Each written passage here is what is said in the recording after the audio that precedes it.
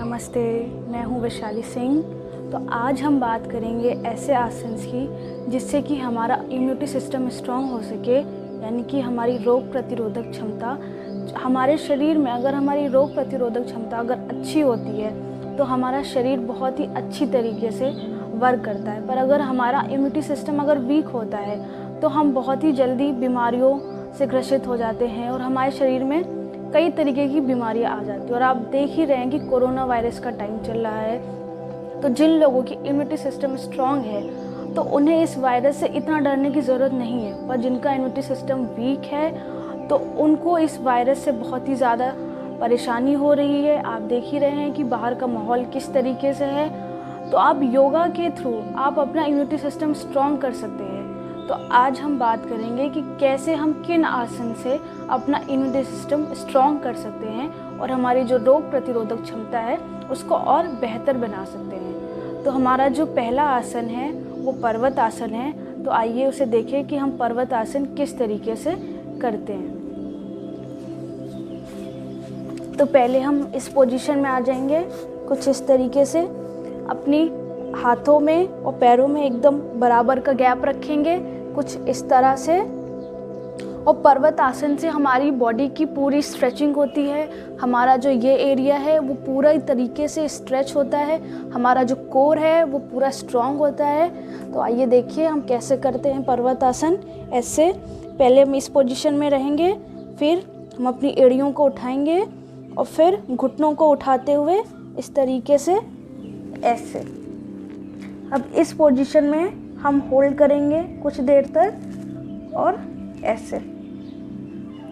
Starting में आपको लगे कि आपसे अगर ये आसन नहीं हो पा रहा है तो आप अपनी एड़ियां भी ऐसे उठा सकते हैं। और अगर आपको लगे कि आपके घुटने पूरी तरीके से सीधे नहीं हो पा रहे हैं तो आप हल्का सा उन्हें मोड़ सकते हैं। पर कोशिश यही करें कि आप पूरी तरीके से स्ट्रेट रहें और इस तरीके से आप इस आसन में 30 सेकेंड तक होल्ड करें।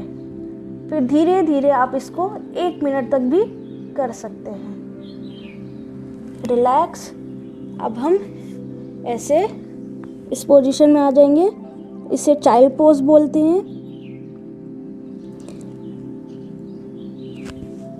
रिलैक्स। तो अब हमारा जो दूसरा आसन है वो है भुजंगासना। तो आइए हम देखें भुजंगासना कैसे करते हैं। तो भुजंगासना कुछ इस तरीके से हम लेट जाएंगे मैट पे।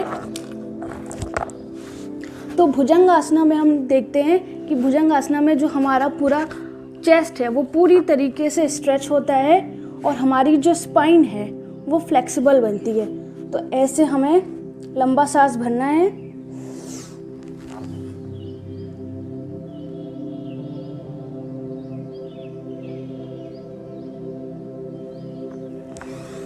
और फिर नीचे आके हमें सांस छोड़ देना है। भुजंगासना में हमें यही करना है कि जब ऊपर जाएंगे तो हमें सांस भरना है और यहाँ पे हमें 30 सेकेंड तक होल्ड करना है और जब नीचे आएंगे तब सांस छोड़ेंगे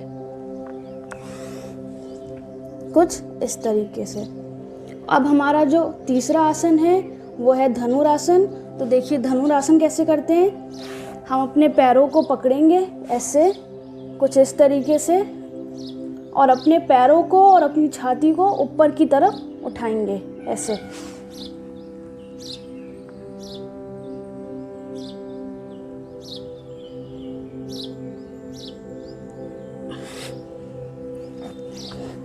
रिलैक्स। इस तरीके से हम धनुरासन करेंगे। अब हम फिर से चाइल्ड पोज में आ जाएंगे जिससे कि हमारी स्पाइन को आराम मिल सके।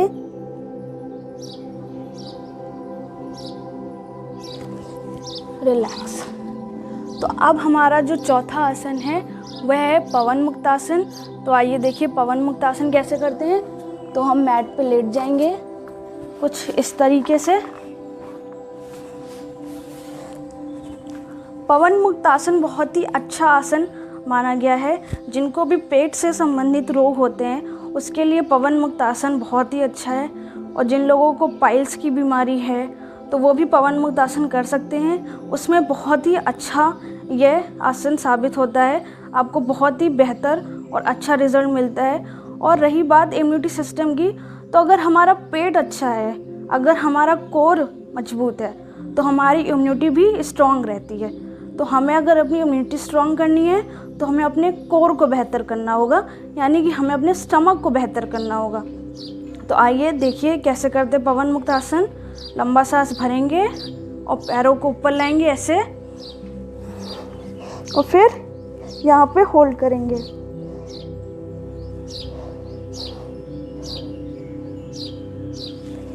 रिलैक्स। तो हम किसी भी आसन को करेंगे तो उसे हम 3 बार ज़रूर करेंगे।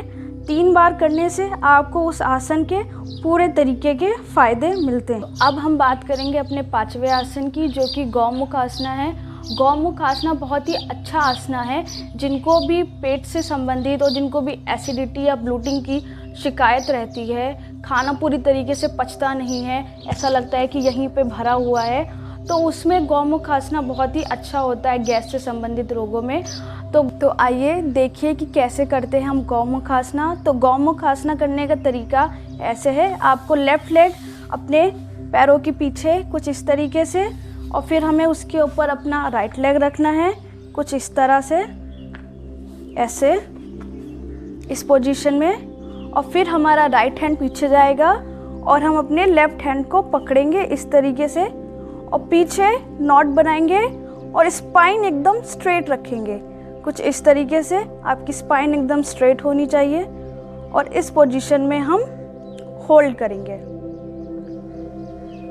किसी भी आसन को अगर आपको पूरे लाभ लेने हैं उस आसन के, तो आप उस आसन को 30 सेकेंड से लेके 1 मिनट तक ज़रूर करें। अगर आप 30 सेकेंड से 1 मिनट तक एक आसन को करते हैं तो आपको उसके पूरे लाभ मिलते हैं। तो आप कोशिश यही करें कि आप कम से कम 30 सेकेंड तक ज़रूर इस पोजीशन में होल्ड करें। रिलैक्स। आज हमने बात की 5 ऐसे आसन्स की कि जिनसे कि आप अपनी इम्यूनिटी सिस्टम को बेहतर कर सकते हैं, स्ट्रॉन्ग कर सकते हैं, जिससे कि आप कोरोना वायरस से बच सके। जब हम योगा करते हैं तो हम तनाव से भी मुक्त रहते हैं। तो अगर हमें किसी भी तरीके का तनाव नहीं होगा, टेंशन नहीं होगी, तो हमारी इम्यूनिटी सिस्टम वैसे ही स्ट्रॉन्ग हो जाएगी। तो योगा करने से आपकी बॉडी के सारे सेल्स एक्टिव होते हैं, आपकी बॉडी के सारे पार्ट्स अच्छी तरीके से वर्क करते हैं, हमारी बॉडी के जितने ऑर्गन्स हैं वो अच्छी तरीके से वर्क करते हैं। तो हमारी बॉडी जब अच्छी तरीके से वर्क करेगी तो हमारा इम्यूनिटी सिस्टम स्ट्रॉन्ग रहेगा। तो हमें किसी भी चीज़ से डरने की ज़रूरत नहीं है। नमस्ते।